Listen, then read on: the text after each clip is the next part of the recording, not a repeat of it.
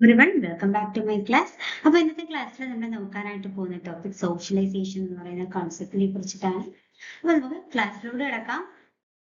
വ്യക്തിയും സമൂഹവും തമ്മിലുള്ള ബന്ധമാണ് സാമൂഹ്യ ശാസ്ത്രത്തില് പ്രധാനമായും സാമൂഹ്യ ശാസ്ത്ര അന്വേഷണത്തിലെ പ്രധാനപ്പെട്ട കാതൽ ആയിട്ടുള്ള കാര്യം എന്ന് പറയുന്നത്. അപ്പൊ വ്യക്തികളും അവൻ ഭാഗമാകുന്ന സമൂഹവും തമ്മിലുള്ള ഈ ഒരു പരസ്പര ബന്ധം നിയന്ത്രിക്കുന്നത് അത് സ്വാഭാവികമായിട്ട് സംഭവിക്കുന്നതോ അല്ലെങ്കിൽ അത് എന്താണ് ഈ സഹജവാസത്തിലൂടെയോ സംഭവിക്കുന്നതോ ആണ്. മറിച്ച് അത് സാമൂഹികവൽക്കരണം അഥവാ സോഷ്യലൈസേഷൻ എന്ന് പറയുന്ന ഘടനാപരമായിട്ടുള്ള ഒരു പ്രക്രിയയിലൂടെയാണ് വ്യക്തിയും അവൻ ഭാഗമാകുന്ന സൊസൈറ്റിയും തമ്മിലുള്ള ഒരു ബന്ധം എന്ത് ചെയ്യുന്നത് സ്റ്റാർട്ട് ചെയ്ത് അല്ലെങ്കിൽ ഡെവലപ്പ് ചെയ്യുന്നത് എന്നുള്ളതാണ്. അപ്പൊ സമൂഹങ്ങൾ അവരുടെ സാംസ്കാരികവും മാനദണ്ഡപരവുമായിട്ടുള്ള ചട്ടക്കൂടുകൾ അവരുടെ അംഗങ്ങൾക്കിടയിലേക്ക് കൈമാറുന്ന ഒരു സംവിധാനമായിട്ട് നമുക്ക് സോഷ്യലൈസേഷൻ അഥവാ സാമൂഹ്യവൽക്കരണത്തെ കൺസിഡർ ചെയ്യാം. അപ്പൊ മറ്റൊരു വിധത്തിൽ പറഞ്ഞു കഴിഞ്ഞാല് ഒരു കൂട്ടായ അന്തരീക്ഷത്തിൽ മനുഷ്യന്റെ പെരുമാറ്റം നിയന്ത്രിക്കപ്പെടുകയും ഏകോപിപ്പിക്കപ്പെടുകയും മനസ്സിലാക്കാവുന്നതാക്കുകയും ചെയ്യുന്ന ഒരു പ്രധാന പ്രക്രിയയായിട്ട് നമുക്ക് സോഷ്യലൈസേഷൻ അഥവാ സാമൂഹ്യവൽക്കരണത്തെ കൺസിഡർ ചെയ്യാവുന്നതാണ്.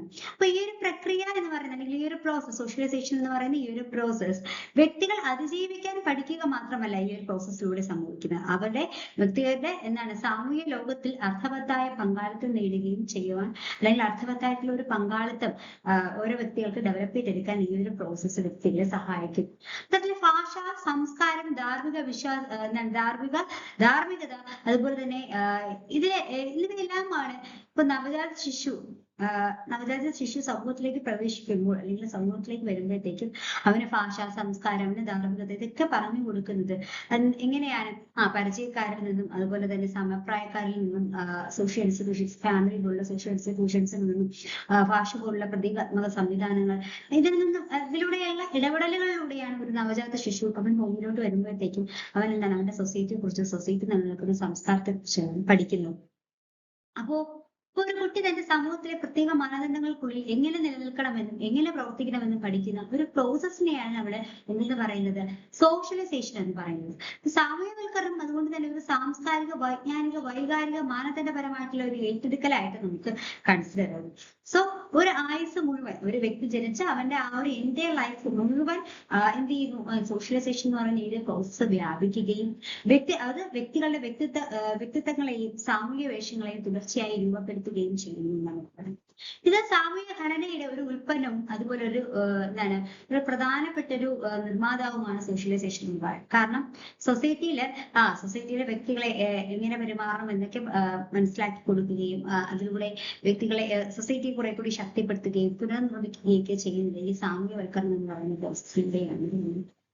അപ്പോ എന്താണ് സോഷ്യലൈസേഷൻ എന്നുള്ളതാണ് നമ്മൾ ഇത്ര നേരം ഡിസ്കസ് ചെയ്തിട്ടുള്ളത്. അപ്പൊ നമുക്ക് നോക്കാം. Socialisation refers to the multifaceted process through which individual internalize the beliefs, values, roles, norms and expectations of their culture.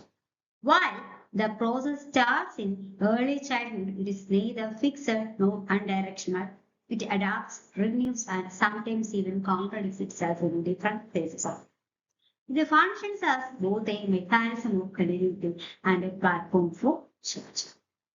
അപ്പോ സാമൂഹ്യവൽക്കരണം എന്ന് പറയുമ്പോൾ അത് വ്യക്തികൾ അവരുടെ സംസ്കാരത്തിന്റെ വിശ്വാസങ്ങള്, മൂല്യങ്ങള്, റോളുകൾ, മാനദണ്ഡങ്ങൾ, പ്രതീക്ഷകൾ എന്നിവ ആന്തരികമാക്കുന്ന ബഹുമുഖമായിട്ടുള്ള ഒരു പ്രക്രിയ, ഒരു മൾട്ടി ഫേസഡ് പ്രോസസ് ആണ് സോഷ്യലൈസേഷൻ എന്ന് നമുക്ക് പറയാം. അപ്പൊ കുട്ടിക്കാലം മുതലേ ഈ പ്രക്രിയ ആരംഭിക്കുന്നുവെങ്കിൽ അത് സ്ഥിരമോ അല്ലെങ്കിൽ ഏകദിശാപരമോ അല്ല.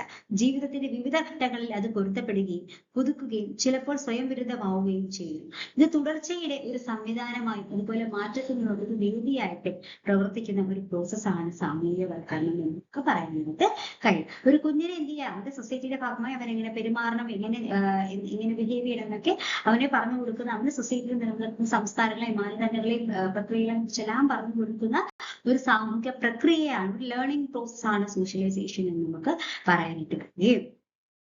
അപ്പൊ സോഷ്യലൈസേഷനുമായി ബന്ധപ്പെടുത്തിയിട്ടുള്ള പ്രധാനപ്പെട്ട ചില ഡെഫിനിഷൻസ് ആണ് അടുത്ത് നമ്മൾ നോക്കാനായിട്ട് പോകുന്നത്. അപ്പൊ എന്താണ് സോഷ്യലൈസേഷൻ എന്ന് നമ്മൾ മനസ്സിലാക്കി. സോഷ്യലൈസേഷനുമായി ബന്ധപ്പെടുത്തിയിട്ടുള്ള പ്രധാനപ്പെട്ട ഡെഫിനിഷൻസ് ആണ് നമ്മൾ നോക്കുന്നത്.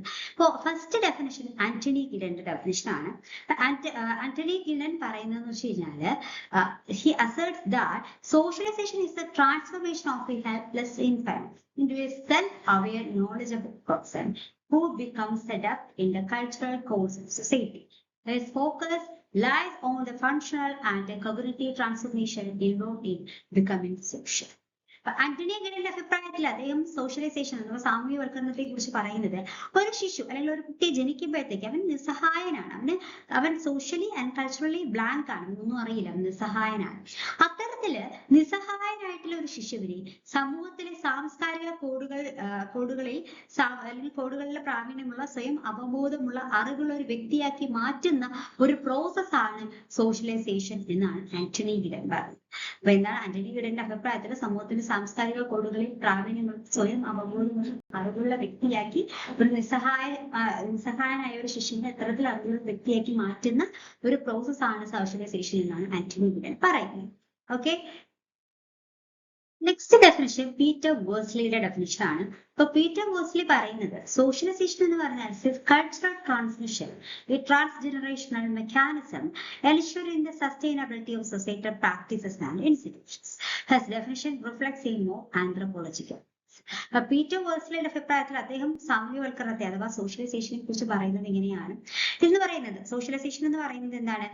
ഒരു സാംസ്കാരിക പ്രസരണമായിട്ടാണ്, ഒരു കൾച്ചറൽ ട്രാൻസ്മിഷൻ ആയിട്ടാണ് പീറ്റർ വേഴ്സ്ലി സോഷ്യലൈസേഷനെ കൺസിഡർ ചെയ്യുന്നത്.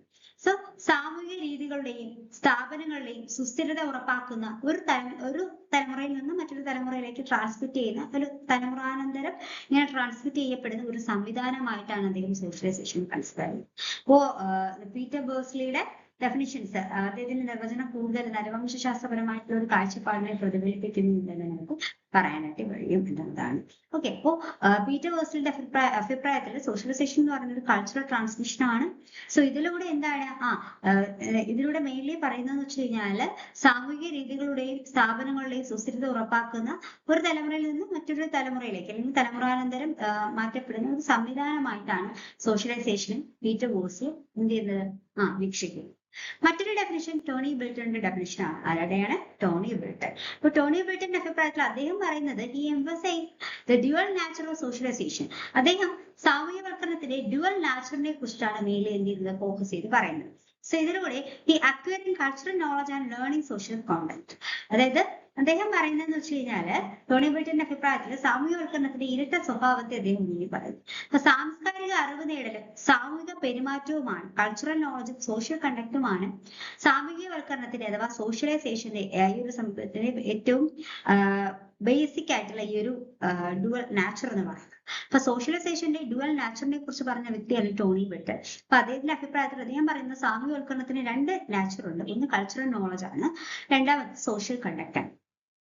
അതായത് സാംസ്കാരിക അറിവ് നേടലും സാമൂഹിക പെരുമാറ്റവുമാണ് സോഷ്യലൈസേഷനെ രൂപവൽക്കരിക്കുന്ന അല്ലെങ്കിൽ സോഷ്യലൈസേഷന്റെ രണ്ട് പ്രധാനപ്പെട്ട സ്വഭാവം ഇതാണ് കൾച്ചറൽ നോളജ് സോഷ്യൽ കണ്ടക്റ്റും ഉണ്ട് എന്നാണ് ടോണി ബിൽട്ടൺ പറയുന്നത്. അപ്പൊ ഈ ഒരു അപ്രോച്ചിലൂടെ അദ്ദേഹത്തിന്റെ ഈ ഒരു സോഷ്യലൈസേഷനുമായി ബന്ധപ്പെടുത്തിയിട്ടുള്ള അദ്ദേഹത്തിന്റെ ഈ ഡ്യുവൽ നാച്ചർ അപ്രോച്ചിലൂടെ അദ്ദേഹം മൈക്രോ തലത്തിലും മാക്രോ തലത്തിലും കാര്യങ്ങൾ മനസ്സിലാക്കാനായിട്ട് ശ്രമിക്കുന്നു. അപ്പൊ മൈക്രോ ലെവലില് ഇപ്പൊ ഇൻഡിവിജ്വൽ ലേണിംഗിന് കൂടുതൽ പ്രാധാന്യം കൊടുക്കുകയും മാക്രോ ലെവലിൽ സൊസൈറ്റൽ നോംസിന് കൂടുതൽ പ്രാധാന്യം കൊടുക്കുന്ന ഒരു കോൺസെൻട്രേഷൻ ആണ് അദ്ദേഹത്തിന്റെ ഈ ഒരു ഡെഫിനിഷനിലൂടെ അദ്ദേഹം മെയിൻലി ഫോക്കസ് ചെയ്യുന്നത്.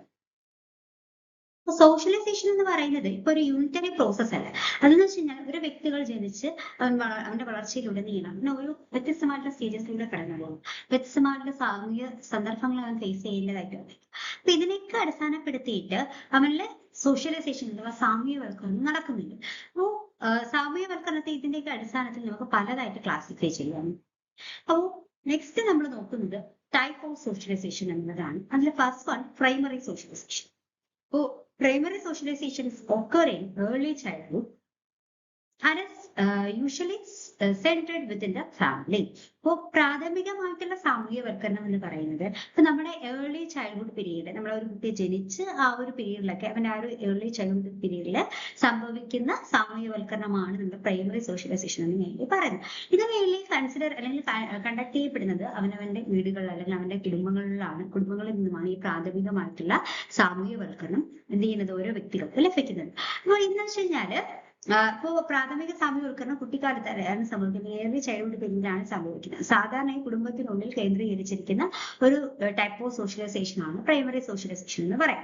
അപ്പൊ ഈ ഒരു ഘട്ടത്തില് ഒരു വ്യക്തിയുടെ വ്യക്തിത്വത്തിന്റെയും വൈകാരിക സ്വഭാവത്തിന്റെയും അടിസ്ഥാന ധാർമ്മിക മറ്റുള്ള ഒരു എന്താണ് ഒരു മൂലക്കല്ലായിട്ട് എന്താണ് ഈ ഒരു this face is the corner stone of an individuals personality, emotional deposition and foundation of moral compass.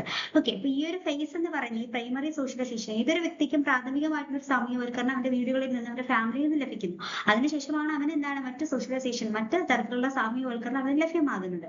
അപ്പൊ ഈ ഒരു പ്രൈമറി സോഷ്യലൈസേഷൻ എന്ന് പറയുന്നത് ഏതൊരു വ്യക്തിയുടെയും അവരുടെ പേഴ്സണാലിറ്റി ഡെവലപ്മെന്റിന്റെയും അവരുടെ ഇമോഷണൽ ഡിസ്പോസിഷന്റെയും ഫൗണ്ടേഷൻ ഓഫ് മോറൽ കോമ്പസിന്റെയും എല്ലാം ഒരു ബേസ് ആൻഡ് കോർണർ സ്റ്റോൺ ഒരു മൂലക്കല്ലായിട്ട് കൺസിഡർ ചെയ്യാവുന്നതാണ്.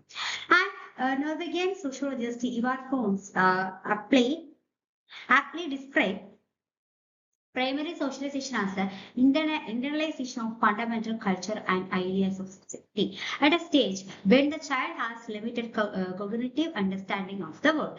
At this level, family members, particularly parents, act as a primary socializers. അപ്പോ നോർവേജിയൻ സോഷ്യോളജിസ്റ്റ് ആയിട്ടുള്ള ഇവാർ ഫോൺസിന്റെ അഭിപ്രായത്തിൽ അദ്ദേഹം പറയുന്നതെന്ന് വെച്ച് കഴിഞ്ഞാൽ പ്രൈമറി സോഷ്യലൈസേഷൻ എന്ന് വെച്ച് കഴിഞ്ഞാല് അദ്ദേഹത്തിന്റെ അഭിപ്രായത്തില് അദ്ദേഹം പ്രാഥമിക സാമൂഹ്യവൽക്കരണത്തെ സമൂഹത്തിന്റെ അടിസ്ഥാനപരമായിട്ടുള്ള ഒരു കാര്യമായിട്ടും അടിസ്ഥാന സംസ്കാരത്തിന്റെയും ആശയങ്ങളുടെയും ഒരു ആന്തരികവൽക്കരണമായിട്ടാണ് എന്ത് ചെയ്യുന്നത് പ്രാഥമികമായിട്ടുള്ള സോഷ്യലൈസേഷൻ അദ്ദേഹം വീക്ഷിക്കുന്നത്. അപ്പൊ പ്രൈമറി സോഷ്യലൈസേഷൻ എന്ന് പറയുന്നത് എന്താണ്? അദ്ദേഹത്തിന്റെ അഭിപ്രായത്തില് എന്താണ് സമൂഹത്തിന്റെ അടിസ്ഥാന സംസ്കാരത്തിന്റെയും ആശയങ്ങളുടെയും ഒരു ആന്തരികവൽക്കരണമായിട്ടാണ് അദ്ദേഹം പ്രൈമറി സോഷ്യലൈസേഷനെ കൺസിഡർ ചെയ്യുന്നത്, വിശേഷിപ്പിക്കുന്നു. ഒരു കുട്ടി ലോകത്തെ കുറിച്ച് പരിമിതമായിട്ടുള്ള വൈജ്ഞാനിക ധാരണ മാത്രമേ ഒരു കുട്ടിക്കുള്ളൂ. അപ്പൊ ഈ തലത്തില് കുടുംബാംഗങ്ങൾ പ്രത്യേകിച്ച് മാതാപിതാക്കൾ പ്രാഥമികമായിട്ടുള്ള സാമൂഹ്യവൽക്കരണ ഏജന്റുമാരായിട്ട് പ്രവർത്തിക്കുകയും അവർക്ക് വേണ്ട ബേസിക് കാര്യങ്ങളെല്ലാം പറഞ്ഞു കൊടുക്കുകയും ചെയ്യുന്നു. അപ്പോൾ ഈ പ്രൈമറി സോഷ്യലൈസേഷന്റെ ഭാഗമായിട്ട് ഈ പ്രാഥമികമായിട്ടുള്ള സാമൂഹ്യവൽക്കരണം നടപ്പിലാകുന്നത് ഫാമിലിയിലെ പാരന്റ്സിലൂടെയാണ്. അപ്പോൾ അവരാണ് പ്രധാനമായിട്ടും കുട്ടികൾക്ക് പ്രാഥമികമായിട്ടുള്ള കാര്യങ്ങൾ എന്താണ് ബേസിക്കലി ഉള്ള ലോകത്തെ കുറിച്ചുള്ള പരിമിതമായിട്ടുള്ള വൈജ്ഞാനിക ധാരണ എന്ത് ചെയ്ത കുട്ടികൾക്കുള്ളൂ. ആ കുട്ടികൾക്ക് പ്രത്യേകിച്ച് മാതാപിതാക്കളാണ് സാമൂഹ്യവൽക്കരണ ഏജന്റുമാരായിട്ട് പ്രവർത്തിച്ചുകൊണ്ട് അവർക്ക് വേണ്ട കാര്യങ്ങൾ പറഞ്ഞു കൊടുക്കുന്നത് പ്രൈമറി സോഷ്യലൈസേഷനകത്ത്. അപ്പോൾ ഈ പ്രൈമറി സോഷ്യലൈസേഷന്റെ ഭാഗമായിട്ട് നേടിയെടുക്കുന്ന മെക്കാനിസം ഓഫ് പ്രൈമറി സോഷ്യലൈസേഷൻ ആണ് നമ്മൾ നോക്കുന്നത്. അതുപോലെ ഫസ്റ്റ് വൺ ലാംഗ്വേജ് അക്വസിഷൻ ആണ്. ഇപ്പൊ നമ്മൾ പ്രാഥമികമായിട്ടുള്ള ഒരു സാമൂഹ്യവൽക്കരണത്തിന്റെ ഭാഗമായിട്ടാണ് ഒരു കുട്ടി ജനിച്ചു അവന് ഭാഷയെ കുറിച്ച് അറിയില്ല. ഇപ്പൊ നമ്മളിപ്പോ കേരളത്തിൽ ജനിക്കുന്ന ഒരു കുട്ടി എന്താണ് അവൻ മലയാളം നന്നായിട്ട് സംസാരിക്കും അല്ലെ, അവന് തമിഴ് അറിയണമെന്നില്ല. കാരണം അവൻ ജനിച്ച് അവനെ സോഷ്യലൈസ് ചെയ്യുന്നത് അവന്റെ ഫാമിലിയിലെ അവന്റെ അച്ഛനും അമ്മയാണ്, ആ മലയാളീസ് ആണ്. അപ്പൊ അവര് പറയുന്ന ലാംഗ്വേജ് ഒക്കെ കേട്ടാണ് ഇവനും പഠിക്കുന്നത് അല്ലെ. ഇപ്പൊ അവരുടെ ലാംഗ്വേജ് അക്വസിഷൻ എന്നൊക്കെ പറയുന്നത് പ്രാഥമികമായിട്ട് നടക്കുന്ന സാമൂഹ്യവൽക്കരണത്തിന്റെ ഉദാഹരണമാണ്. അപ്പൊ it begins with listening and eventually leads to speaking in culturally appropriate ways. അപ്പോ ഇത് നമ്മുടെ കുട്ടികൾ എന്താണ് വീട്ടിലെ പാരന്റ്സ് ഒക്കെ പറയുന്നത് കേൾക്കുന്നതിലൂടെ ആരംഭിച്ച് ഒടുവിൽ സാംസ്കാരികമായിട്ട് ഉചിതമായ രീതിയിൽ അവൻ സംസാരിക്കാനായിട്ട് പഠിക്കുന്നു. അപ്പൊ ലാംഗ്വേജ് അക്വിസിഷൻ പ്രൈമറി സോഷ്യലൈസേഷന്റെ ഒരു പ്രധാനപ്പെട്ട ഒരു സംവിധാനമായിട്ട് പറയാം. മറ്റൊന്ന് എമോഷണൽ റെഗുലേഷൻ എന്നുള്ളതാണ്. Children learn to express, repress or modify emotional responses based on family norms. അതായത് കുടുംബ മാനദണ്ഡങ്ങളെ അടിസ്ഥാനമാക്കിയിട്ട് കുട്ടികൾ വൈകാരിക പ്രതികരണങ്ങൾ പ്രകടിപ്പിക്കാനോ അടിച്ചമർത്താനോ പരിഷ്കരിക്കാനോ ഒക്കെ പഠിക്കുന്നു. അങ്ങനെ ഇമോഷണൽ റെഗുലേഷൻസ് കുട്ടികളിൽ ഡെവലപ്പ് ചെയ്തെടുക്കുന്നതിന് ഈ ഒരു പ്രൈമറി സോഷ്യലൈസേഷൻ എന്ത് ചെയ്യുന്നു കാരണമാകുന്നു എന്നുള്ളതാണ്. അപ്പൊ പ്രൈമറി സോഷ്യലൈസേഷനെ മറ്റൊരു സംവിധാനമായിട്ട് നമുക്ക് ഇമോഷണൽ റെഗുലേഷനെ കൺസിഡർ ചെയ്യും. മറ്റൊന്ന് നോർമാറ്റീവ് ഡെവലപ്മെന്റ് ആണ്. എന്താണ് നോർമാറ്റീവ് ഡെവലപ്മെന്റ് എന്ന് വെച്ച് കഴിഞ്ഞാൽ concepts of good or bad, right or wrong, obedience and social roles are inculcate. അതായത് ഇപ്പോ നോർമാറ്റീവ് ഡെവലപ്മെന്റ്സ് എന്ന് വെച്ച് കഴിഞ്ഞാല് കുട്ടികൾക്ക് നല്ലത് ചീത്ത, അതുപോലെ ശരി തെറ്റ്, അതുപോലെ കുട്ടികളെ അനുസരിക്കുക, അതുപോലെ സാമൂഹിക ധർമ്മങ്ങൾ എന്താ എന്നിവയെ കുറിച്ചിട്ടുള്ള ആശയങ്ങൾ ആണ് ഈ നോർമാറ്റീവ് ഡെവലപ്മെന്റ് നോർമാറ്റീവ് ആയിട്ടുള്ള കാര്യങ്ങൾക്കകത്ത് ഉൾപ്പെടുന്നത്. അപ്പൊ ഇത് കുട്ടികളെ മനസ്സിലാക്കി എടുക്കുന്നതാണ്. ഞാൻ ചെയ്ത കാര്യം ഇത് ശരിയാണ്, ഇത് തെറ്റാണ്, ഇത് ഗുഡാണ്, ഇത് ബാഡാണ് എന്നൊക്കെ കുട്ടികളെ മനസ്സിലാക്കി എടുക്കുന്നത് ഈ സമൂഹത്തിൽ നിലനിൽക്കുന്ന അല്ലെങ്കിൽ അവന്റെ സൊസൈറ്റിയിലെ അവൻ ഭാഗമാകുന്ന ഫാമിലി നോർമാറ്റീവ് തിങ്കിങ്ങിലൂടെയാണ്, കോൺസെപ്റ്റിലൂടെയാണ്. അപ്പൊ അത് നോർമാറ്റീവ് ഡെവലപ്മെന്റ് സാധ്യമാകുന്ന ഒരു കുട്ടിക്ക് ഡെവലപ്പ് ചെയ്ത് വരുന്നത് ഈ പ്രൈമറി സോഷ്യലൈസേഷന്റെ ഭാഗമാണ്. മറ്റൊന്ന് റോൾ മോഡൽ. ഇപ്പൊ നമുക്കറിയാം, ഒരു കുഞ്ഞ് ജനിച്ചു, ഇപ്പൊ കുഞ്ഞ് എന്ത് ചെയ്യുക, ആദ്യത്തെ അച്ഛനും അമ്മയൊക്കെ നമുക്ക് ചിരിക്കുകയൊക്കെ ചെയ്യും. പിന്നെ അവൻ വളർന്നു വരുമ്പോൾ അവനവന്റെ അച്ഛനും അമ്മയും കണ്ട് അനുകരിക്കാനായിട്ട് ശ്രമിക്കും അല്ലെ, അവൻ റോൾ മോഡൽ ആക്കാനായിട്ട് ശ്രമിക്കും. ഇപ്പൊ children's intimate scale giving shaping behaviour and value system എന്നുള്ളതാണ് മറ്റൊരു മെക്കാനിസം ആയിട്ട് പറയാൻ കഴിയും. ഇപ്പൊ പ്രൈമറി സോഷ്യലൈസേഷൻ ഭാഗമായിട്ടുള്ള മെക്കാനിസംസ് ആണ് നമ്മൾ നോക്കിയത്. അതായത് എന്തൊക്കെ കാര്യമാണ് നമ്മൾ പ്രാഥമികമായിട്ടുള്ള സമൂഹവൽക്കരണത്തിലൂടെ നേടിയെടുക്കുന്നത് എന്നുള്ളതാണ് നമ്മൾ നോക്കിയത്. ലാംഗ്വേജ് അക്വിസിഷൻ ഉണ്ട്, ഇമോഷണൽ റെഗുലേഷൻ ഉണ്ട്, നോർമാറ്റീവ് ഡെവലപ്മെന്റ് ഉണ്ട്, റോൾ മോഡൽ. ഇങ്ങനെ അടുത്തൊരു ടൈപ്പ് ഓഫ് സോഷ്യലൈസേഷൻ ആണ് സെക്കൻഡറി സോഷ്യലൈസേഷൻ എന്ന് നോക്കും. അപ്പോൾ സെക്കൻഡറി സോഷ്യലൈസേഷൻ എന്ന് പറയുമ്പോൾ നമുക്കിപ്പോൾ ഫാമിലിക്ക് പുറത്തായിട്ട് പ്രാഥമികമായിട്ടുള്ള സോഷ്യലൈസിങ് ഏജന്റ് ആയിട്ടുള്ള ഫാമിലിക്ക് പുറത്തുള്ള ഏതെങ്കിലും social institutions like school, peer groups, religious institutions, ഇവിടെ നിന്നെല്ലാം ഒരു വ്യക്തി സോഷ്യലൈസ് ചെയ്യപ്പെടുകയാണെങ്കിൽ അതിനെ നമുക്ക് സെക്കൻഡറി സോഷ്യലൈസേഷൻ. ഇപ്പൊ പ്രൈമറി സോഷ്യലൈസേഷനിൽ നിന്നും വ്യത്യസ്തമായിട്ട്, പ്രൈമറി സോഷ്യലൈസേഷൻ എന്ന് പറയുമ്പോൾ കോമൺലി സംഭവിക്കുന്ന ഇൻഫോർമൽ ആയിട്ട് സംഭവിക്കുന്ന സാമൂഹ്യവൽക്കരണമാണ്. എന്നാൽ അതിൽ നിന്നും വ്യത്യസ്തമായിട്ട് സെക്കൻഡറി സോഷ്യലൈസേഷൻ എന്ന് പറയുന്നത് കുറെ കൂടി സ്ട്രക്ചേർഡ് ആണ്, കോൺഷ്യസ് ആയിട്ട് ബോധപൂർവ്വം നടക്കുന്ന ഒരു സാമൂഹ്യവൽക്കരണ പ്രക്രിയയാണ്. അതുപോലെ തന്നെ ഫോർമൽ ആണ്, ഒരു ഔപചാരികമായിട്ടുള്ള രീതിക്കാണ് സെക്കൻഡറി സോഷ്യലൈസേഷൻ നടക്കുന്നത്. അപ്പൊ നിങ്ങൾ അതിനെ ചിന്തിച്ചു നോക്ക്, സ്കൂളിലെ ഒരു പർട്ടിക്കുലർ ഫോമാറ്റ് അല്ലെങ്കിൽ പർട്ടിക്കുലർ മാനേഴ്സ്, നോംസുകളൊക്കെ അതിനനുസരിപ്പെടുത്തിയിട്ട് ഓർഗനൈസ്ഡ് ആയിട്ട് സ്ട്രക്ചേർഡ് ആയിട്ടാണ്, ഘടനാപരമായിട്ടാണ് കാര്യങ്ങളെല്ലാം ചെയ്യുന്നത്. കുട്ടികളെ എഡ്യൂക്കേറ്റ് ചെയ്യുന്നതായിരുന്നാലും കുട്ടികൾക്ക് പറഞ്ഞു കൊടുക്കുന്നതായിരുന്നാലും അല്ലെ. അപ്പൊ അവിടെ സ്ട്രക്ചേർഡ് വേ നമുക്ക് അവിടെ കാണാൻ കഴിയും. അത് മാത്രമല്ല അത് ഔപചാരികമാണ്, ഫോർമൽ ആണ് എന്ന് നമുക്ക് പറയാൻ കഴിയും. അപ്പൊ secondary socialisation begins on the individual start to engage with the institutions outside the immediate family, most notably schools, peer groups, and sometimes religious institutions. Unlike primary socialization, which is effectively charged and informal, secondary socialization is more structured, conscious, and often formal.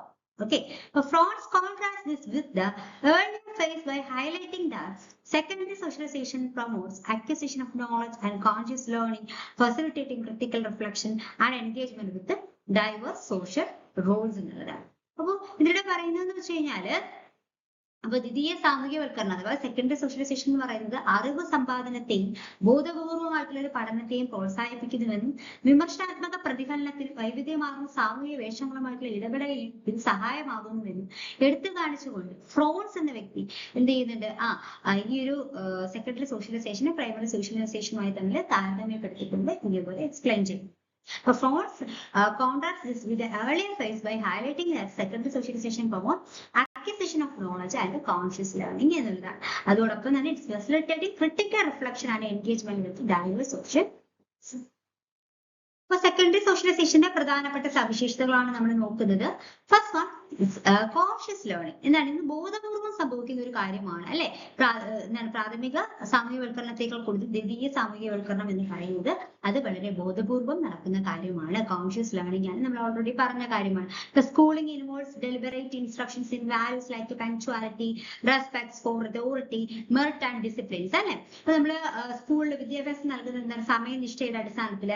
അതുപോലെ തന്നെ അധികാരത്തോടുള്ള ബഹുമാനം, ടീച്ചറോടുള്ള ബഹുമാനം കുട്ടികൾ കാണിക്കാറുണ്ട്. ചില യോഗ്യതകളുണ്ട് വേണം ടീച്ചറായിട്ട് work ചെയ്യാനായിട്ട്. ചില അച്ചടക്കങ്ങൾ അവിടെ പഠിപ്പിക്കുന്നുണ്ട് അല്ലെങ്കിൽ പാലിക്കുന്നുണ്ട്. അപ്പൊ തുടങ്ങിയ മൂല്യങ്ങളെ അടിസ്ഥാനപ്പെടുത്തിയിട്ട് ബോധപൂർവമായിട്ടുള്ള രീതിക്കാണ് എന്ത് ചെയ്യുന്നത്, സെക്കൻഡറി സോഷ്യലൈസേഷൻ അഥവാ ദ്വിതീയ സാമൂഹ്യവൽക്കരണം നടപ്പിലാകുന്നത്. സോ എന്താണ്, ഇതൊരു കോൺഷ്യസ് ലേണിംഗ് പ്രോസസ് ആണ്. And second one social comparison, അതായത് സാമൂഹ്യ താരതമ്യം ഇവിടെ നടക്കുന്നു. Through peer interactions individuals become assessing themselves relative to others. അതായത് ഇപ്പൊ നമുക്ക് സമപ്രായക്കാരുടെ ഒരു ഗ്രൂപ്പ് എന്ന് പറഞ്ഞ സെക്കൻഡറി സോഷ്യലൈസേഷൻ ഏജന്റ് ആണ്. അപ്പൊ ഇവിടെ സമപ്രായക്കാരുമായിട്ടുള്ള ഇടപെടലുകളിലൂടെ വ്യക്തികൾ മറ്റുള്ളവരുമായിട്ട് ഇങ്ങനെ താരതമ്യപ്പെടുത്തി സ്വയം വിലയിരുത്താനായിട്ട് തുടങ്ങുന്നു. അങ്ങനെ ഒരു സോഷ്യൽ കമ്പാരിസൺ നമുക്ക് സെക്കൻഡറി സോഷ്യലൈസേഷന്റെ ഭാഗമായിട്ട് സംഭവിക്കുന്നു. അപ്പൊ അത് മറ്റൊരു സവിശേഷതയാണ്. തേർഡ് വൺ ഇൻസ്റ്റിറ്റ്യൂഷണൽ ഡിസിപ്ലിൻ എന്നുള്ളതാണ്. എന്താണ് ഇൻസ്റ്റിറ്റ്യൂഷണൽ ഡിസിപ്ലിൻ? സ്ഥാപനപരമായിട്ടുള്ള ഒരു അച്ചടക്കം. School, sports teams and religious classes, ഇവിടെ എല്ലാം നമുക്ക് എന്താണ്, നമ്മുടെ ഈ ഫാമിലിക്ക് പുറത്തുള്ള ഈ ഒരു ഇൻസ്റ്റിറ്റ്യൂഷൻസിലൂടെ എല്ലാം നമുക്ക് അവർ ചിട്ടയായിട്ടുള്ള ചില രീതികൾ, എന്താണ് ചില എന്താണ് ഒരു അച്ചടക്ക രീതികൾ, ഡിസിപ്ലിൻസ് ഒക്കെ ഫോളോ അപ്പ് ചെയ്യുന്നുണ്ട്. അപ്പൊ ഈ ഒരു ഓർഗനൈസേഷന്റെ ഒക്കെ ഭാഗമായിക്കൊണ്ട് വ്യക്തികൾ എന്താണ് ആ ഓർഗനൈസേഷനിൽ ആ പർട്ടിക്കുലർ ഡിസിപ്ലിൻസ് ഫോളോ അപ്പ് ചെയ്യേണ്ടതുണ്ട്. ഓക്കെ, സോ അതിലൊരു ഇൻസ്റ്റിറ്റ്യൂഷണൽ ഡിസിപ്ലിൻ നമുക്ക് ഈ സെക്കൻഡറി സോഷ്യലൈസേഷന്റെ ഭാഗമായിട്ട് സംഭവിക്കുന്നു അല്ലെങ്കിൽ ഡെവലപ്പ് ആവുന്നത് മറ്റൊരു സവിശേഷതയാണ്. And fourth one cultural pluralism എന്നുള്ളതാണ് സാംസ്കാരിക ബഹുസ്വരത. അതായത് വൈവിധ്യമാർന്ന വിശ്വാസങ്ങളോടും അതുപോലെ തന്നെ ആചാരങ്ങളോടും ഉള്ള സമ്പർക്കം സഹിഷ്ണുതയും അതുപോലെ തന്നെ ചർച്ചയും വളർത്തിയെടുക്കാനായിട്ട് സഹായിക്കുന്നു എന്നതാണ്. അപ്പൊ കൾച്ചറൽ പ്ലൂറലിസവും ഡെവലപ്പ് ചെയ്തെടുക്കാൻ അല്ലെങ്കിൽ കൾച്ചറൽ പ്ലൂറലിസവും സെക്കൻഡറി സോഷ്യലൈസേഷനും സവിശേഷതയായിട്ട് നമുക്ക് കൺസിഡർ ചെയ്യാവുന്നതാണ്. സെക്കൻഡറി സോഷ്യലൈസേഷന്റെ ഒരു സോഷ്യോളജിക്കൽ റെലവൻസ് സാമൂഹിക പ്രസക്തി എന്ന് വെച്ച് കഴിഞ്ഞാൽ act as a gateway to societal participation. അതായത് സാമൂഹിക പങ്കാളിത്തത്തിലേക്കുള്ള ഒരു കവാടമായിട്ട് സോഷ്യോളജിക്കൽ അല്ലെങ്കിൽ സെക്കൻഡറി സോഷ്യലൈസേഷൻ പ്രവർത്തിക്കുന്നു. സോ അത് ഒരു സോഷ്യോളജിക്കൽ റെലവൻസ് ആയിട്ട് സാമൂഹികമായിട്ടുള്ള പ്രസക്തി നേടിത്തരുന്ന ഒന്നായിട്ട് നമുക്ക് പറയാം. For instance, schools prepare children four labour market integration and civic responsibilities bridging the private and public space. ഇപ്പോ ഉദാഹരണത്തിന് സ്വകാര്യ പൊതുമേഖലകളെ ബന്ധിപ്പിക്കുന്ന തരത്തില് തൊഴിൽ വിപണി സംയോജനത്തിനും പൗര ഉത്തരവാദിത്തങ്ങളും സ്കൂൾ കുട്ടികളെ സജ്ജരാക്കുന്നു എന്നുള്ളത്. അപ്പോ ഇന്ന് പറയുന്നത് എന്താണ് ഒരു മറ്റേത് ജെൻഡർ സോഷ്യലൈസേഷൻ ആണ്. അപ്പൊ ജെൻഡർ സോഷ്യലൈസേഷൻ എന്ന് പറയുമ്പോൾ refers to the process through which individual learn culturally sanctioned behavior and identities associated with their perceived sex. It is both pervasive and subtle, beginning even before verbal understanding emerges. ഇപ്പൊ gender socialisation എന്ന് പറയുമ്പോൾ നമ്മുടെ എന്താണ് gender based ആയിട്ടുള്ള ഒരു സാമൂഹികവൽക്കരണം, ലിംഗപരമായിട്ടുള്ള ഒരു സാമൂഹികവൽക്കരണം. ഇവിടെ പുരുഷത്വങ്ങളുടെയും അതുപോലെ സ്ത്രീത്വങ്ങളുടെയും ഒരു നിർമ്മാണമാണ് ഇവിടെ മെയിൻലി ഫോക്കസ് ചെയ്യുന്നത്. കൺസ്ട്രക്ഷൻ ഓഫ് മസ്കുലിനിറ്റീസ് ആൻഡ് ഫെമിനിനിറ്റീസ് ആണ് മെയിൻലി ഈ ജെൻഡർ സോഷ്യലൈസേഷന്റെ ഭാഗമായിട്ട് ഡെവലപ്പ് ആവുന്നത് എന്നുള്ളതാണ്. അപ്പൊ ഇവിടെ ഈ ജെൻഡർ സോഷ്യലൈസേഷൻ എന്നത് വ്യക്തികൾ സാംസ്കാരികമായി അംഗീകരിക്കപ്പെട്ട പെരുമാറ്റങ്ങളും അവരുടെ ലൈംഗികതയുമായി ബന്ധപ്പെട്ട ചില അംഗീകരിക്കപ്പെട്ട ഐഡന്റിറ്റികൾ പഠിക്കുന്ന പ്രക്രിയയാണ് നമ്മൾ ജെൻഡർ സോഷ്യലൈസേഷൻ എന്ന് പറയുന്നത്. ഇപ്പൊ ഫോർ എക്സാമ്പിൾ ഞാൻ പറയണേ, ഇപ്പൊ നമ്മൾ കുഞ്ഞു കുട്ടികൾ ആയിരിക്കുമ്പോഴത്തേക്കും ഇപ്പൊ പെൺകുട്ടിയാണെങ്കിൽ ആ കുട്ടിക്ക് കളിക്കാനായിട്ട് കിച്ചൺ സെറ്റ്, ടോയ്സ്, പാവയൊക്കെ വാങ്ങി കൊടുക്കും. അതുപോലെ തന്നെ എന്താണ് ആൺകുട്ടിയാണെങ്കിൽ അവന് കാറൊക്കെ വാങ്ങിച്ചു കൊടുക്കും അല്ലെ, കാറ്, വലിയ വലിയ ഗണ്ണൊക്കെ വാങ്ങിച്ചു കൊടുക്കും. അപ്പൊ ഇതെന്താണ്, ഇത് ബേസിക്കലി അവരെ സോഷ്യലൈസ് ചെയ്തെടുക്കുകയാണ്. നീ ആൺകുട്ടിയാണ്, അപ്പൊ നിനക്ക് ഇതുപോലുള്ള ഭയങ്കര പവർഫുൾ ആയിട്ടുള്ള കാര്യങ്ങളാണ് നിനക്ക് ചെയ്യാൻ കഴിയുക ഫ്യൂച്ചറിൽ. അപ്പൊ നീ ഇത് വെച്ച് കളിക്കും. അപ്പൊ നിന്നെ ജെൻഡർ ബേസ്ഡ് ആ കുട്ടിയെ സോഷ്യലൈസ് ചെയ്യും, നീ ആണാണ് എന്നുള്ള ആ ഒരു സോഷ്യലൈസേഷൻ അവിടെ നടക്കുന്നുണ്ട്. അതുപോലെ തന്നെ ആ ഗേൾ കുട്ടിക്ക് അല്ലെങ്കിൽ പെൺകുട്ടിക്ക് എന്ത് ചെയ്യുന്നു, ആ കിച്ചൺ സെറ്റ് ഒക്കെ കൊടുക്കും, നീ അടുക്കള കാര്യം നോക്കുന്നു, അല്ലെങ്കിൽ കുട്ടികളെ എറിയുന്നു, അല്ലെങ്കിൽ കുട്ടികളെ എന്ത് ചെയ്യുക പരിപാലിക്കുകയാണ് എന്റെ ഡ്യൂട്ടി. അതിനുവേണ്ടി ആ കുട്ടിക്ക് ടോയ്സ്, അതായത് പാവയും അതുപോലെ തന്നെ കിച്ചൺ സെറ്റ് ഒക്കെ വാങ്ങിച്ചു കൊടുക്കണം. അപ്പൊ ഇതിൽ നിന്ന് എന്താണ് ജെൻഡർ സോഷ്യലൈസേഷൻ അവിടെ നടക്കുകയാണല്ലേ, അതൊരു എക്സാമ്പിൾ ആയിട്ട് നമുക്ക് പറയാം. ഓക്കെ, അപ്പൊ അത്തരത്തില് എന്താണ് കുട്ടികളെ എന്ത് ചെയ്യാ, അവനെ സമൂഹം അംഗീകരിക്കുന്ന രീതിക്ക് അംഗീകരിക്കപ്പെട്ട പെരുമാറ്റങ്ങളും അവയുടെ ലൈംഗികതയുമായി ബന്ധപ്പെടുത്തിയിട്ടുള്ള രീതിക്ക് അവരുടെ ഐഡന്റിറ്റിയും പഠിപ്പിക്കുന്ന ഒരു പ്രോസസ്സാണ് ജെൻഡർ സോഷ്യലൈസേഷൻ എന്ന് നമുക്ക് പറയാം. അപ്പൊ വാക്കാലുള്ള ധാരണ ഉണ്ടാക്കുന്നതിന് മുമ്പ് തന്നെ അത് എന്ത് ചെയ്യുന്നുണ്ട്, ഈ ഒരു ജെൻഡർ സോഷ്യലൈസേഷൻ നമുക്ക് കാണാനായിട്ട് കഴിയും. ഞാനൊരു ബെസ്റ്റ് എക്സാമ്പിൾ ആണ് നിങ്ങളോട് അത് പറഞ്ഞത്. ഇത് നമുക്ക് എല്ലാ സൊസൈറ്റിയിലും ഒരേ സമയം വ്യാപകമാണ്, സൂക്ഷ്മമായിട്ട് കാണാൻ കഴിയുന്ന ഒന്നാണ്. Okay, the gender socialization refers to the process through which individuals learn culturally sanctioned behaviors and identities associated with their perceived sex. It is both pervasive and subtle, beginning even before verbal understanding emerges. As per Giddens and the World Health Organization, World Health Organization അഭിപ്രായത്തിൽ gender is not a biological constant but a social construct, a composite of roles, norms and relationships attributed to individuals based on societal perceptions of masculinity and femininity. അപ്പൊ ഗിഡന്റെയും അതുപോലെ തന്നെ world health ഓർഗനൈസേഷന്റെയും അഭിപ്രായത്തിൽ ഈ ലിംഗഭേദം എന്ന് പറയുന്നത് അത് ബയോളജിക്കലി ഉള്ള ഒരു കാര്യമല്ല, മറിച്ച് അത് സാമൂഹിക നിർമ്മിതിയാണ്. ജെൻഡർ എന്ന് പറയുന്നത് സോഷ്യൽ കൺസ്ട്രക്ട് ആയിട്ടാണ് ഗിഡൻസും അതുപോലെ തന്നെ വേൾഡ് ഹെൽത്ത് ഓർഗനൈസേഷനും കൺസിഡർ ചെയ്യുന്നു. സോ ഇതിലൂടെ പുരുഷത്വത്തെയും സ്ത്രീത്വത്തെയും കുറിച്ചുള്ള സാമൂഹിക ധാരണകളെ അടിസ്ഥാനമാക്കി വ്യക്തികൾക്ക് ആരോപിക്കപ്പെടുന്ന റോളുകൾ, അപ്പൊ നീ സ്ത്രീയാണ്, നീ ഇന്ന കാര്യം ചെയ്യണം, നീ പുരുഷനാണ്, ഇന്ന കാര്യങ്ങൾ ചെയ്യണം. അതുപോലെ സ്ത്രീ പുരുഷൻ ആ ഒരു ലിംഗ വ്യത്യാസത്തെ അടിസ്ഥാനപ്പെടുത്തിയിട്ട് വ്യക്തികൾക്ക് ആരോപിക്കപ്പെടുന്ന റോളുകൾ, മാനദണ്ഡങ്ങൾ, ബന്ധങ്ങൾ എന്നിവയുടെ ഒരു സംയോജനമാണ് നമുക്ക് ജെൻഡർ അല്ലെങ്കിൽ ലിംഗഭേദം കൊണ്ട് മനസ്സിലാക്കാൻ കഴിയുന്നത്. ഇപ്പൊ ജെൻഡർ എന്ന് പറയുന്നത് എന്താണ്, ഒരു സോഷ്യൽ കൺസ്ട്രക്ട് ആയിട്ടാണ് വേൾഡ് ഹെൽത്ത് ഓർഗനൈസേഷൻ ഗൈഡൻസ് ഒക്കെ കൺസിഡർ ചെയ്യുന്നത്. സോ അത്തരത്തിൽ ഈ സൊസൈറ്റി അംഗീകരിക്കുന്ന രീതിക്ക് ഓരോരുത്തർക്കും ഓരോ ലിംഗത്തിൽപ്പെട്ട ആൾക്കാർക്കും അവർ ചെയ്യേണ്ട കാര്യങ്ങൾ എന്താണ്, ആ പെരുമാറ്റ രീതി എന്താണ്, അവരുടെ ഐഡന്റിറ്റി എന്താണെന്ന് പഠിക്കുന്ന ഒരു പ്രോസസ്സാണ് ജെൻഡർ സോഷ്യലൈസേഷൻ എന്ന് നമുക്ക് പറയാനായിട്ട് കഴിയും. മൊത്തത്തില് ജെൻഡർ സോഷ്യലൈസേഷൻ നടപ്പിലാക്കുന്ന ചില cues and reinforcement, social cues and reinforcement ഏതൊക്കെയെന്ന് വെച്ച് കഴിഞ്ഞാൽ, ഫസ്റ്റ് വൺ ടോയ്സ്. നമ്മളിപ്പോ കളിപ്പാട്ടങ്ങൾ കൊടുത്തുകൊണ്ട്, ഞാൻ ഓൾറെഡി ഒരു എക്സാമ്പിൾ പറഞ്ഞായിരുന്നു. ഇപ്പൊ പെൺകുട്ടികൾക്ക് പലപ്പോഴും പാവകളും അതുപോലെ തന്നെ കിച്ചൺ സെറ്റുകളൊക്കെ കൊടുത്തിട്ട് അവർക്ക് അങ്ങനത്തെ കളിപ്പാട്ടങ്ങൾ കൊടുക്കാറുണ്ട്. ആൺകുട്ടികൾക്കാണെങ്കിൽ ചില ആക്ഷൻ ഫിഗറുകൾ, അതായത് അവർക്ക് കാറുകൾ, ഇതുപോലെ ഗൺസ് ഒക്കെ കൊടുക്കും അല്ലെ. അവർ കുറെ കൂടി എന്താണ് ശക്തിയുള്ള ആൾക്കാരാണ്. അപ്പൊ അവർക്ക് ബോയ്സ് ഇതാണ് നമുക്ക് കിച്ചൺ സെറ്റ് എന്ന് വെച്ച് കളിക്കേണ്ട ആൾക്കാരൊന്നുമല്ല. ഗണ്ണൊക്കെ എടുത്ത് കളിക്കേണ്ട ആൾക്കാർ ഭയങ്കര പവർഫുൾ ആയിട്ടുള്ളവരാണ്. ആ ഒരു തരത്തിൽ അവരെ സോഷ്യലൈസ് ചെയ്യാണ്. ജെൻഡർ ബേസ്ഡ് ആയിട്ട് എന്താണ് ടോയ്സ് ഒക്കെ കൊടുത്തുകൊണ്ടും കുട്ടികളെ സോഷ്യലൈസ് ചെയ്യുകയാണ് അവിടെ ചെയ്യുന്നത് അല്ലെ. പിന്നീട് അതുപോലെ language, like good girl, tough boy എന്നുള്ള ആ ഒരു നമ്മുടെ ആ ഒരു വാക്കുകളില്ലേ. നമ്മളിപ്പോ നല്ല പെൺകുട്ടി, എന്താണ് കുറച്ച് ഹാർഡായിട്ടുള്ള ടഫായിട്ട്, ആൺകുട്ടികൾ ഭയങ്കര എന്താണ് ടഫാണ് എന്നൊക്കെ നമ്മൾ പറയില്ലേ. ഇപ്പൊ പെൺകുട്ടികളാണ് നല്ല പെൺകുട്ടി, അങ്ങനെ നമ്മുടെ ഒരു സ്ലാങ് ഉണ്ട്.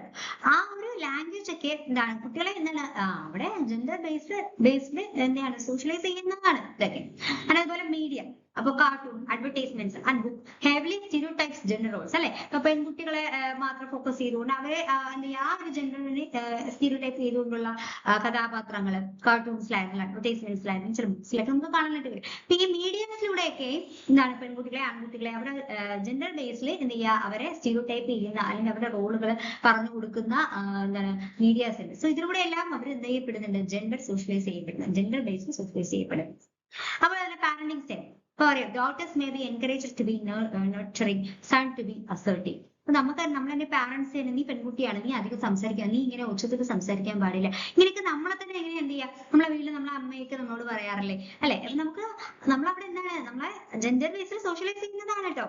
അവർ പറഞ്ഞുകൊണ്ട് അല്ലെങ്കിൽ ഇത് സോഷ്യലൈസേഷൻ ആണ്, ഈ ഒരു പ്രോസസ് അവർ ചെയ്യുന്ന സോഷ്യലൈസേഷൻ ആണ് എന്നൊക്കെ ഇങ്ങനെ അറിഞ്ഞുകൊണ്ട് ചെയ്യുന്നതല്ല. പക്ഷെ അവർ ആ ചെയ്യുന്ന കാര്യങ്ങൾ എന്താണ്, അത് ജെൻഡർ സോഷ്യലൈസേഷൻ എക്സാമ്പിൾ ആണ്. അപ്പൊ നമുക്കറിയാം നമ്മുടെ പാരന്റ്സ് ഒക്കെ പറയാറുണ്ട്, അപ്പൊ നീ പെൺകുട്ടിയാണ്, നീ സന്ധ്യ കഴിഞ്ഞ് പുറത്തൊന്നും പോകാൻ പാടില്ല, ഇങ്ങനെയൊക്കെ പറയാറുണ്ട്. അപ്പൊ ഇതൊക്കെ എന്താണ് ഈ ഇതുപോലുള്ള ഈ പാരന്റിംഗ് സ്റ്റൈലൊക്കെ എന്താണ് ജെൻഡർ ബേസ്ഡ് സോഷ്യലൈസേഷന്റെ എക്സാമ്പിൾസ് ആണ് കേട്ടോ.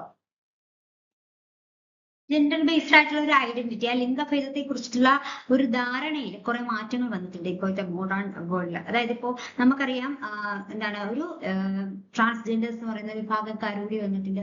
അപ്പോൾ അവരെ അംഗീകരിക്കപ്പെട്ടിട്ടുണ്ട് സൊസൈറ്റിയിൽ. അപ്പൊ എന്താണ് നമുക്ക് ലിംഗഭേദത്തെ കുറിച്ചിട്ടുള്ള ഈ ആധുനിക ധാരണകളിൽ പുരുഷനും സ്ത്രീയും എന്നതിനപ്പുറം സ്വത്വങ്ങൾ ഉൾപ്പെടുന്നു എന്നുള്ളതാണ്. ഇപ്പൊ ദക്ഷിണേന്ത്യയിലെ ഹിജ്റ സമൂഹത്തിൽ കാണുന്നത് പോലെ, അല്ലെങ്കിൽ ടൗളും മോർഗനും ഒക്കെ പറയുന്നത് പോലെ അവർ ചർച്ച ചെയ്ത ക്വിയർ ഐഡന്റിറ്റികളിൽ കാണുന്ന 3 വിഭാഗക്കാർ, ആ ഒരു ആശയത്തെ കൂടി നമ്മുടെ സൊസൈറ്റിയിൽ ഉൾപ്പെടുത്തുന്നുണ്ട്. അതായത് ട്രാൻസ്ജെൻഡേഴ്സ് എന്ന് പറയുന്ന വിഭാഗക്കാരെ കൂടി നമ്മുടെ സൊസൈറ്റിയിൽ ഉൾപ്പെടുത്തുന്നുണ്ട്.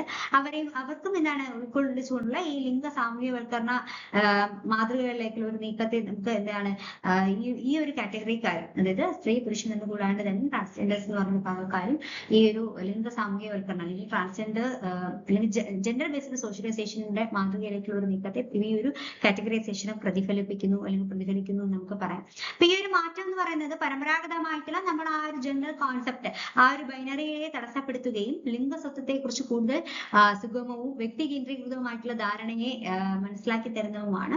അപ്പൊ അത്തരത്തില് മോഡേൺ വേൾഡിലെ ഈ ഒരു ജെൻഡർ ബേസ്ഡ് കോൺസെപ്റ്റ്, ആ ഒരു ബൈനറിക്കൽ കോൺസെപ്റ്റിന് ചില മാറ്റങ്ങൾ വന്നിട്ടുണ്ട് എന്ന് നമുക്ക് മനസ്സിലാക്കാം. അപ്പൊ modern understandings of gender include identities beyond male and female. The concept of a third gender as seen in south of Asia's hijra communities or queer identities as they discussed by Toll and Morgans reflects a move towards more inclusive gender socialization models. This shift disrupts the traditional binaries and invites a more fluid individual-centric understandings of gender identity. മറ്റൊരു type of socialisation എന്ന് പറയുന്നത് anticipatory socialisation ആണ്. Coined by Robert K. Merton, anticipatory socialization is a process through which individuals prepare themselves for future roles, statuses, or group members. It is a forward-looking mechanism that facilitates smoother transitions into new social environments.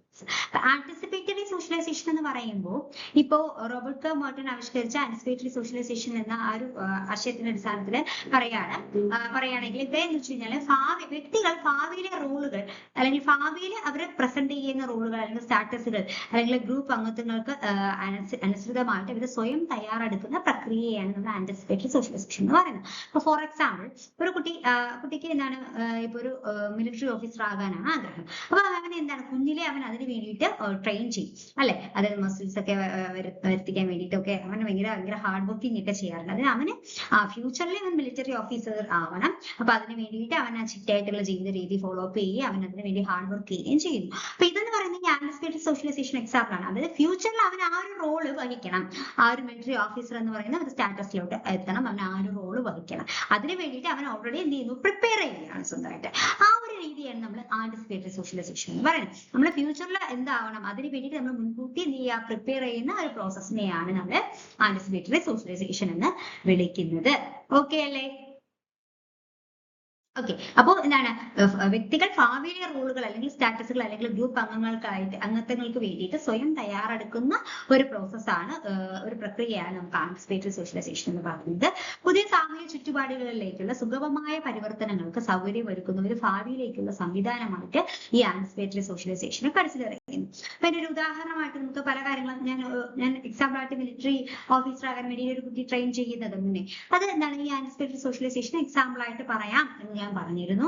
അതുപോലെ തന്നെ anticipatory സോഷ്യലൈസേഷനുമായി ബന്ധപ്പെടുത്തിയിട്ടുള്ള കുറെ examples ഇവിടെ കൊടുത്തിരിക്കുകയാണ്. A child tried in etiquette before attending a prestigious school. ഒരു പ്രശസ്ത സ്കൂളായിട്ടുള്ള ഒരു school, ഇപ്പൊ military സ്കൂളിലൊക്കെ ചെയ്യുന്നതിന് വേണ്ടി കുട്ടികൾ എന്താണ് ചില മര്യാദകളൊക്കെ ട്രെയിൻ ചെയ്യാറുണ്ട്. അത് എന്താണ് ആന്റിസിപ്പേറ്ററി സോഷ്യലൈസേഷൻ എക്സാമ്പിൾ ആയിട്ട് പറയാം. അതുപോലെ medical student adopting the dress code and language of doctor before qualifying. അല്ലെ, ഒരു യോഗ്യത എഴുതുന്നതിന് മുന്നേ തന്നെ ഒരു മെഡിക്കൽ സ്റ്റുഡന്റ് എന്താണ് ഡോക്ടറുടെ വസ്ത്രധാരണ രീതിയും ഭാഷയും സ്വീകരിക്കുന്നത് അതൊക്കെ ആന്റിസിപ്പേറ്ററി സോഷ്യലൈസേഷൻ എക്സാമ്പിൾ ആണ്.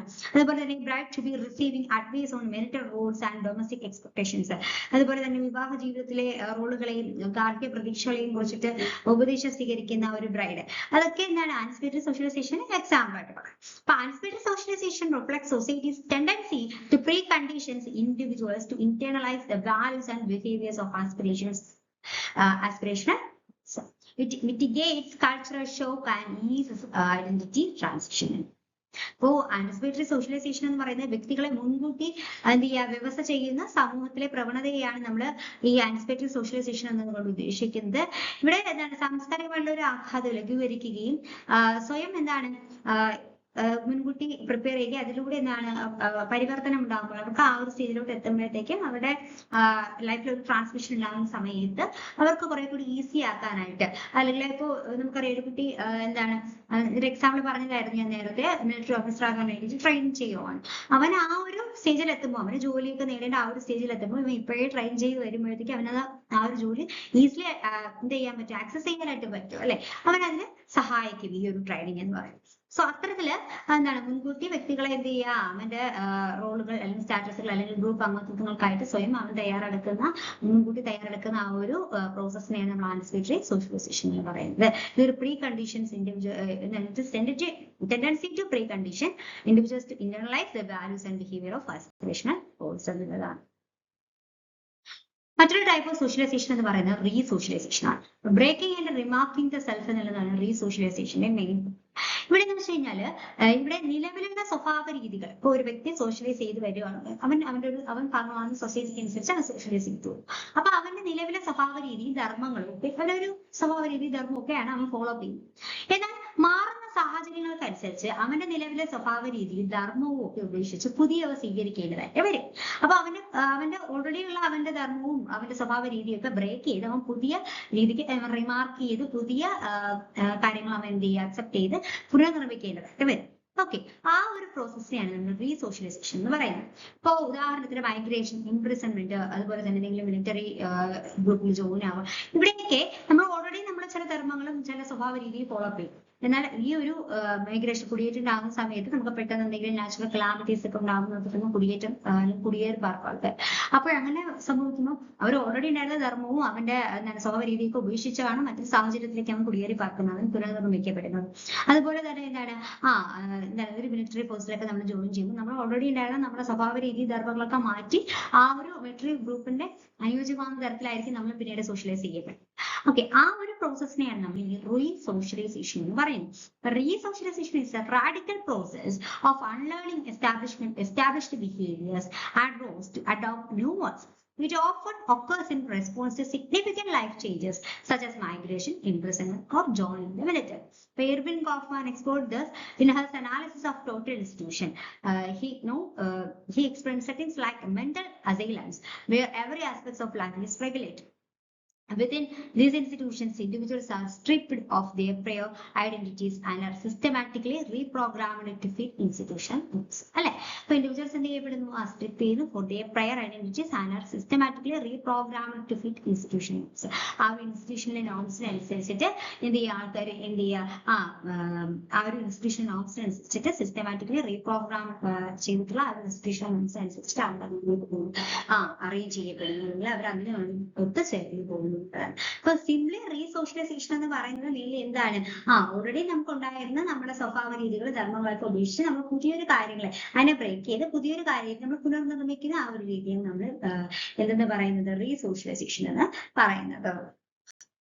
അപ്പോ റീസോഷ്യലൈസേഷൻ സംഭവിക്കുന്ന സാഹചര്യങ്ങൾ എന്ന് പറയുന്നത്, കോമൺ സാഹചര്യങ്ങൾ എന്ന് പറയുന്നത് ഒന്ന് ഇൻകാർസറേഷൻ ആണ്, അതായത് തടവ്. അതുപോലെ മതപരിവർത്തനങ്ങൾ, റിലീജിയസ് കൺവേർഷൻ, റീഹാബിലിറ്റേഷൻ പ്രോഗ്രാമുകൾ, പുനരധിവാസ പരിപാടികൾ, വിവാഹവും അതുപോലെ തന്നെ അതുമായി ബന്ധപ്പെട്ടിട്ടുള്ള റീലൊക്കേഷൻ, മാരേജ് ആൻഡ് റീലൊക്കേഷൻ.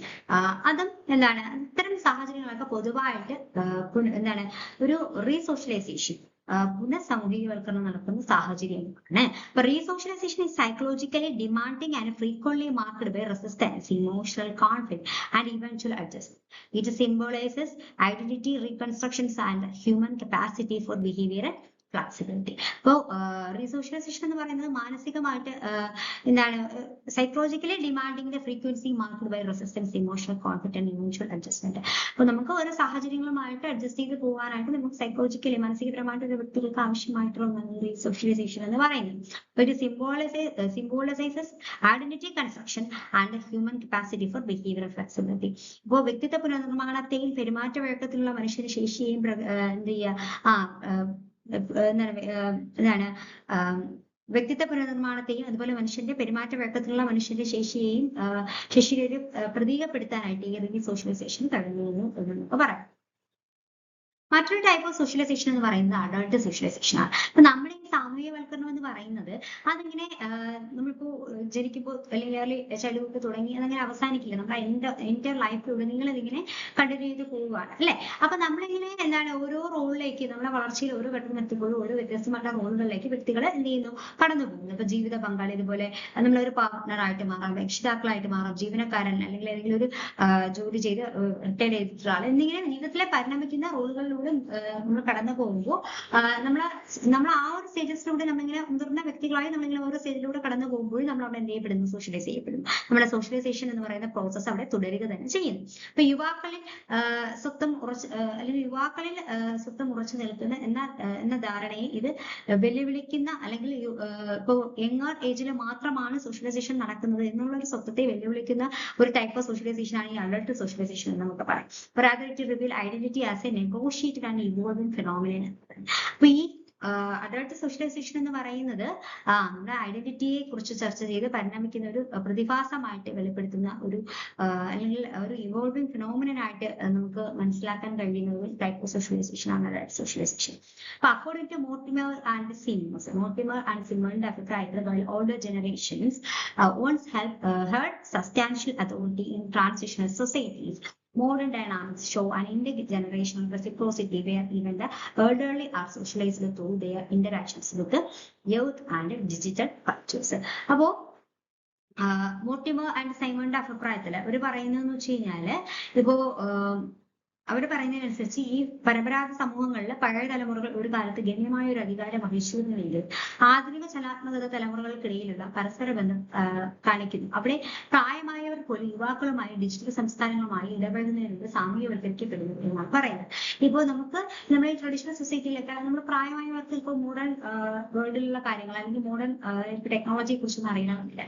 ഇപ്പൊ നമുക്കറിയാം ഈ പ്രായമായ ആൾക്കാർ ഈ ഒരു യങ്ങർ ജനറേഷനുമായിട്ട് കമ്പയർ ചെയ്യുന്നതിനായിട്ട് അവരുമായിട്ട് മിങ്കിൾ ചെയ്യുന്നുണ്ട്. ഈ ഒരു ടെക്നോളജിക്കൽ അഡ്വാൻസ്മെന്റ് അവർക്കും അറിയപ്പെടുന്നത് ചിലർ കുറച്ചു പേരെങ്കിലും ആ ടെക്നോളജിയുടെ അടിസ്ഥാനത്തിൽ ഒരു കാര്യങ്ങൾ ചെയ്യാനും ഉപയോഗപ്പെടുത്താനും ഒക്കെ ശ്രമിക്കാറുണ്ട് അല്ലെ.